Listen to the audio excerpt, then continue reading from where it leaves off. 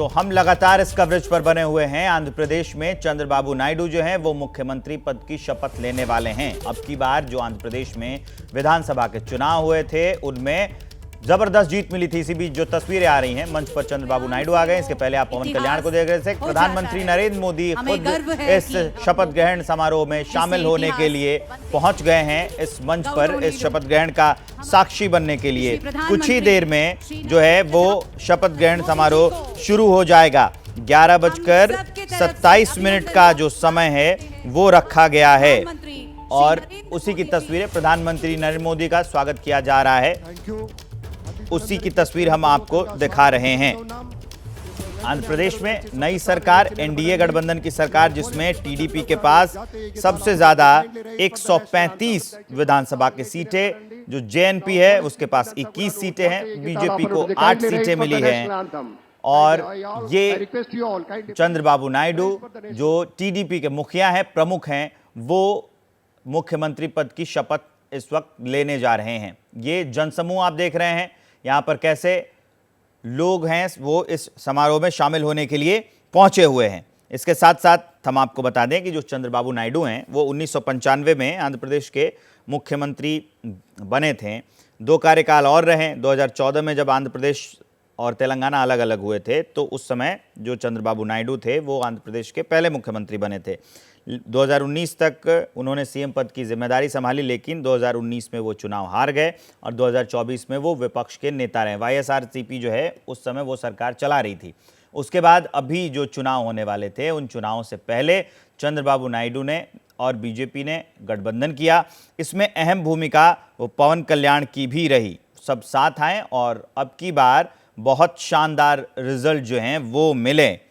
आपको ये दिखा दें कि जो विधानसभा चुनाव हुए थे उसमें भी टीडीपी ने बहुत अच्छा प्रदर्शन किया और जो लोकसभा चुनाव हुए थे उसमें भी टीडीपी ने 16 सीटें जीती, बीजेपी को 3 सीटें मिली थी और जो जनसेना पार्टी है उनको 2 सीटें मिली थी। लोकसभा की 25 सीटें हैं आंध्र प्रदेश में, वाईएसआरसीपी को मात्र 4 सीटें मिली थी। और अगर विधानसभा की बात करें जिसके तहत अभी ये चंद्रबाबू नायडू मुख्यमंत्री बन रहे हैं, उसमें 175 विधानसभा की सीटें हैं यहाँ पर, जिसमें से आंध्र प्रदेश 164 को एनडीए जो है वो जीत मिली इसमें, और जिसमें टीडीपी को 135 सीटें मिली थी, जेएनपी को 21 और बीजेपी को 8 सीटें मिली थी। वाईएसआरसीपी जो है वो मात्र 11 सीटों पर सिमट गई थी। हमारे साथ वरिष्ठ पत्रकार जुड़े हुए हैं इस पर चर्चा करने के लिए, लक्ष्मण कुची।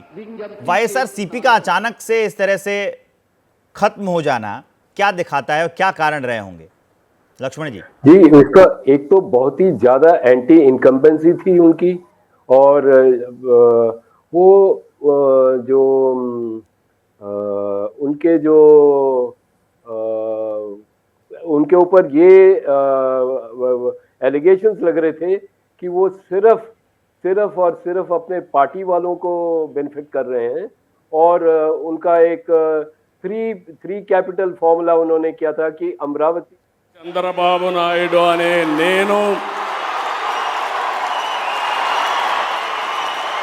शासनं द्वारा निर्मितమైన భారత రాజ్యాంగం పట్ల నిజమైన విశ్వాసం విధేయత చూపుతానని, భారతదేశ సార్వభౌమాధికారాన్ని సమగ్రతను కాపాడుతానని, ఆంధ్రప్రదేశ్ రాష్ట్ర ముఖ్యమంత్రిగా నా కర్తవ్యాలను శ్రద్ధతో అంతఃకరణ శుద్ధితో నిర్వహిస్తానని, భయం కానీ పక్షపాతం కానీ రాగద్వేషాలు కానీ లేకుండా రాజ్యాంగాన్ని శాసనాలను అనుసరించి ప్రజలందరికీ న్యాయం చేకూరుస్తానని దైవ సాక్షిగా ప్రమాణం చేస్తున్నాను. నేను నారా చంద్రబాబు నాయుడు అనే నేను ఆంధ్రప్రదేశ్ రాష్ట్ర ముఖ్యమంత్రిగా నా పరిశీలనకు వచ్చిన లేదా నాకు తెలియవచ్చిన ఏ విషయాన్ని నా కర్తవ్యాలను సక్రమంగా నిర్వహించేందుకు అవసరమైన మేరకు తప్ప ప్రత్యక్షంగా కానీ పరోక్షంగా కానీ ఏ వ్యక్తికి లేదా వ్యక్తులకు తెలియపరచునని లేదా వెల్లడించని దైవ సాక్షిగా ప్రమాణం చేస్తున్నాను.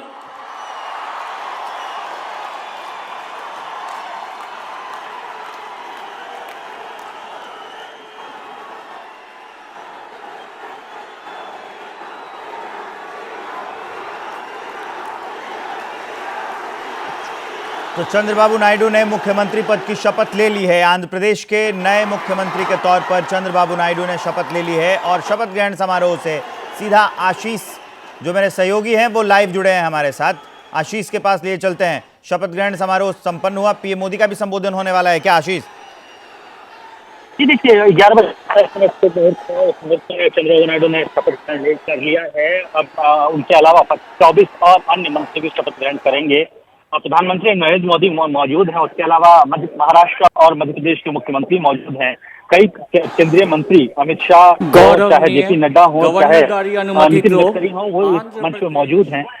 काफी बड़ी तादाद में यहाँ पर लोग आए हैं इस शपथ ग्रहण समारोह के लिए और काफी बड़ी भीड़ है, जिसकी वजह से जाहिर तौर पर हमें मीडिया कर्मियों को भी नेटवर्क की समस्या झेलनी पड़ रही है और काफी भव्य आयोजन किया गया है। हजारों लाखों की तादाद में यहाँ पर समर्थक जुटे हैं, चाहे वो टीडीपी के हो, बीजेपी के हो, जनसेना के हो।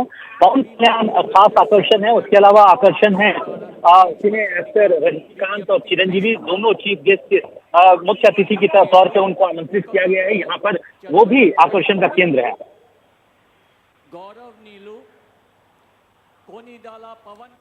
आशीष आपकी आवाज कट गई है, तो ये हम अब जो हैं जनसेना प्रमुख पवन कल्याण, जिन्होंने अहम भूमिका निभाई अब की बार वहाँ एनडीए का गठबंधन कराने में, वो शपथ लेने जा रहे हैं।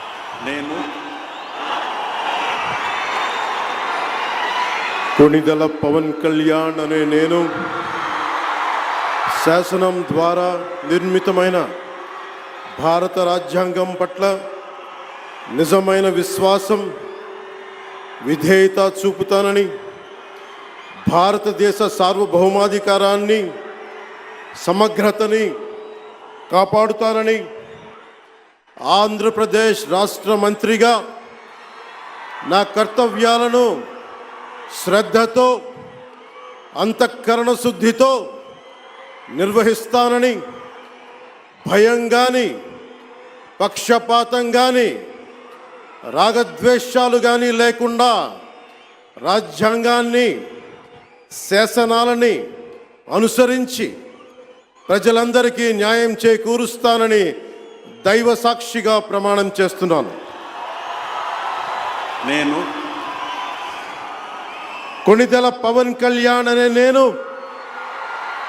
ఆంధ్రప్రదేశ్ రాష్ట్ర మంత్రిగా నా పరిశీలనకు వచ్చిన లేదా నాకు తెలియవచ్చిన ఏ విషయాన్ని, నా కర్తవ్యాలను సక్రమంగా నిర్వహించేందుకు అవసరమైన మేరకు తప్ప ప్రత్యక్షంగా కానీ పరోక్షంగా కానీ ఏ వ్యక్తికి లేదా వ్యక్తులకి తెలియపరచనని లేదా వెల్లడించనని దైవ సాక్షిగా ప్రమాణం చేస్తున్నాను.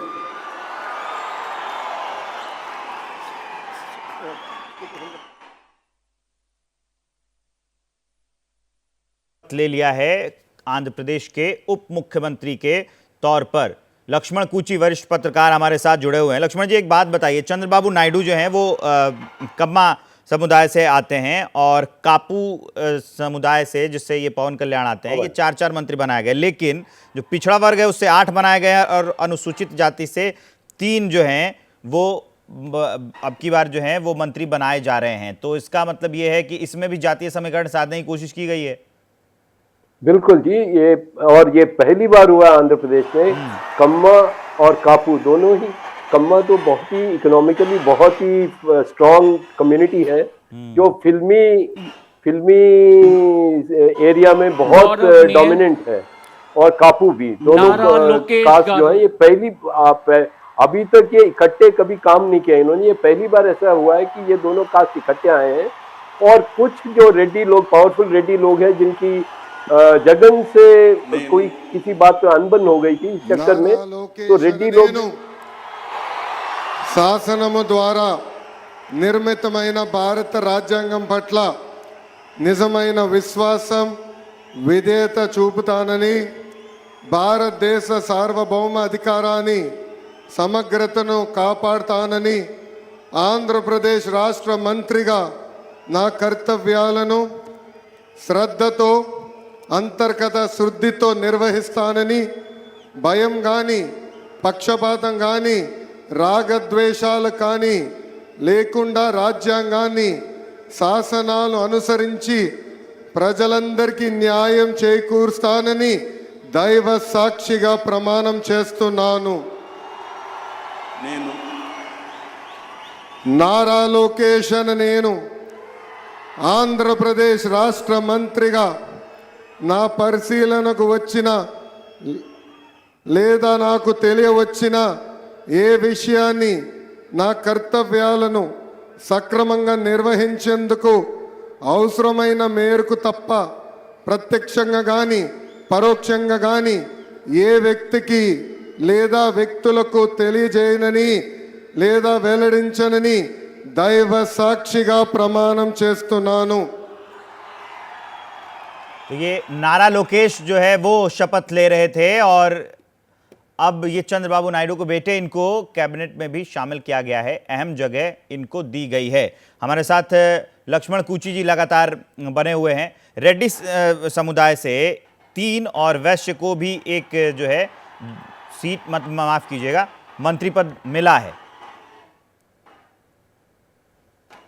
जी, ये सारे कास्ट को रिप्रेजेंट करके एक अच्छा सबको साथ लेके जाने वाली एक प्रयास दिख रहा है इसमें चंद्रबाबू जी का, और उनका जो जितना एक्सपीरियंस है, और ये लग रहा है कि इस बार आंध्र प्रदेश को खास जरूरत है इस चीज की।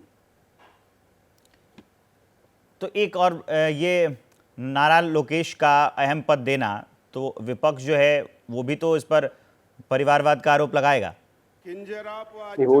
वो तो देखिए हर पार्टी में है, तो अब ये नारा लोकेश जो है इनके ये बिल्कुल चुने हुए है, अपेरेंट है ये। इनके बाद पार्टी और భారతదేశ సార్వభౌమాధికారాన్ని సమగ్రతని కాపాడుతానని ఆంధ్రప్రదేశ్ రాష్ట్ర మంత్రిగా నా కర్తవ్యాన్ని శ్రద్ధతో అంతఃకరణ శుద్ధితో నిర్వహిస్తానని భయం కానీ పక్షపాతం కానీ రాగద్వేషాలు కానీ లేకుండా నిర్వహిస్తానని శాసనాలను అనుసరించి ప్రజలందరికీ न्यायम तो ये आपको जो टीडीपी के प्रदेश अध्यक्ष अटचन नायडू वो शपथ ग्रहण अपना उनका शपथ हो रहा है, उसकी तस्वीर हम आपको दिखा रहे हैं एक एक करके।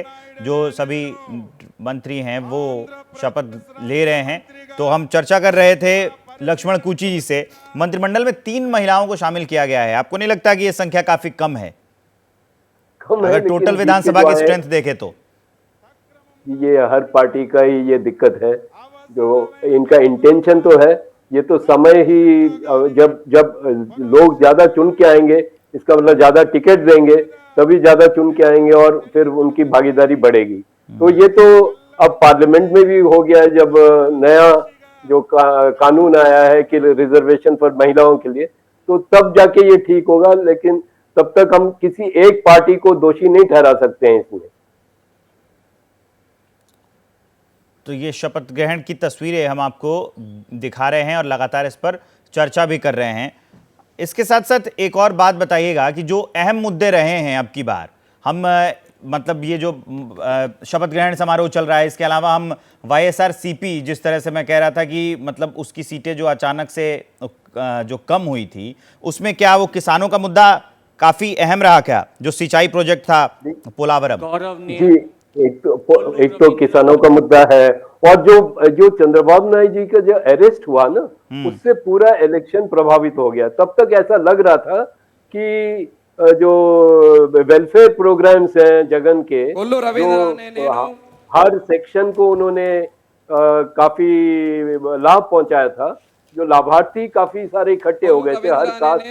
लेकिन ये जो चंद्रबाबू नायडू जी का अरेस्ट जो होना है, तो उस उम्र में उसने जिस तरीके का सिंपैथी क्रिएट किया है पूरे आंध्र प्रदेश में, काफी वो लोकप्रिय नेता रहे हैं और उनको काफी एडमिनिस्ट्रेटिव एक्सपीरियंस है और काफी विजनरी माने जाते हैं।